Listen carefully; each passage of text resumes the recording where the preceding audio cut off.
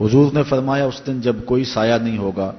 7 اشخاص کو اللہ تعالیٰ اپنے عرش کا ٹھنڈا سایہ بخشے گا۔ ان میں سے پہلا عادل حکمران ہے، دوسرا وہ جوان جس کی جوانی اللہ کی یاد میں گزری، عبادت میں بسر ہوئی، تیسرا وہ شخص کہ جس کا دل مسجد کے ساتھ لگتا ہے، چوتھا وہ شخص جس کو کسی عورت نے دعوت گناہ دی یا کسی عورت کو کسی مرد نے دعوت گناہ دی تو اس نے جواب میں کہا میں اللہ سے ڈرتا ہوں، اور پانچواں وہ شخص کہ جس نے مخفی انداز سے صدقہ کیا کہ جو دائیں ہاتھ نے خرچ کیا بائیں کو اس کی خبر نہ ہوئی، اور چھٹا وہ شخص کہ جو 2 لوگ اللہ کے لیے پیار کرتے ہیں اور اللہ کے لیے آپس میں جدا ہوتے ہیں، اور 7واں شخص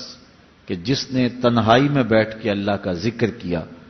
اور اس کی آنکھوں سے آنسو بہہ نکلے۔ تو یہ 7 اشخاص قیامت کے دن عرش الہی کے گھنے سائے تلے ہوں گے، اور انہیں حوض کوثر کا جام دیا جائے گا، اور جسے حوض کوثر کا جام